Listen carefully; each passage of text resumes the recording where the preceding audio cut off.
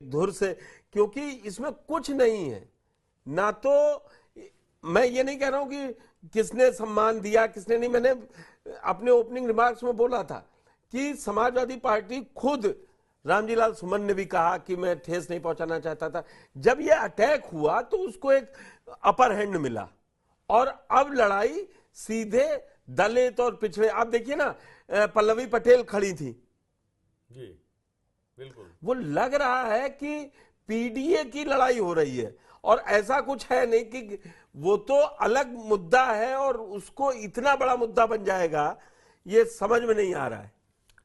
पुष्कर जी, इसके कई एंगल हैं। मैं आपको बता दूं, एक तीर से संधान किया गया और उसके बाद उसकी प्रतीक्षा की गई कि ये कहां गिरेगा, और उसके बाद उससे जो चिंगारी निकल रही है उससे हम कहां लाभ ले सकते हैं, ये चल रहा है इस देश के अंदर आज की तारीख में। अब मैं आता हूं रामजी लाल सुमन जी के बयान पर। एक सांसद हैं, सम्मानित व्यक्ति हैं, एजुकेटेड व्यक्ति हैं, ऐसा नहीं है कि 48 साल का कैरियर है, 26 लंबा साल राजनीतिक सांसद बन गए थे भाई, तो इसी जनता पार्टी से बने थे। पहली चीज तो ये है कि आप यदि कोई सदन के अंदर बात रख रहे हैं तो आपको ये ध्यान रखना चाहिए कि आप थोड़ा सा इतिहास को पढ़ लेते।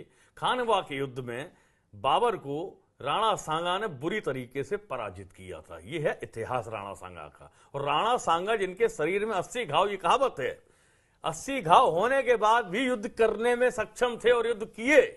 ऐसी महान आत्मा को आप कुछ भी बोल दोगे और देश मान लेगा? नहीं मानेगा। दूसरी चीज आती है, अभी धर्मेंद्र जी आप कह रहे थे, ठीक है आपकी पार्टी का एजेंडा है, पीडीए आप चलाइए उसको, पिछड़ा दलित अल्पसंख्यक आदिवासी जो भी आप चलाना चाहते हैं, लेकिन आप ये कहेंगे कि हम दूसरी सवर्ण जातियों को टारगेट कर लेंगे और ये सिंपैथी कार्ड खेल लेंगे। तो मैं आपको आज इतिहास थोड़ा सा याद दिलाना चाह रहा हूं समाजवादी पार्टी का।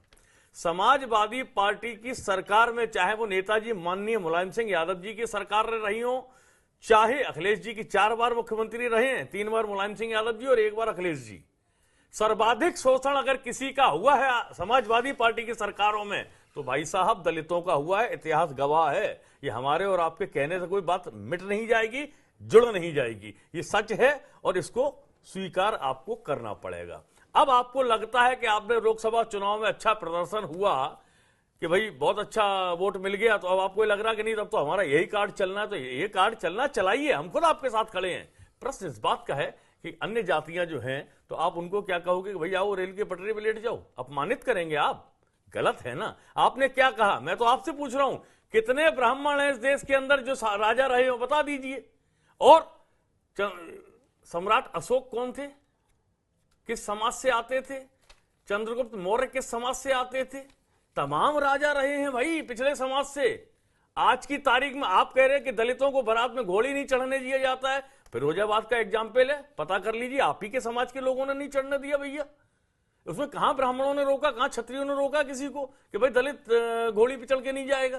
तो ये जो अवधारणा बनाने की चेष्टा की जा रही है ये गलत, इससे बाहर आइए। देखिए आता हूं आपके पास दोबारा। सुशील जी, थोड़ा सा ऐतिहासिक रूप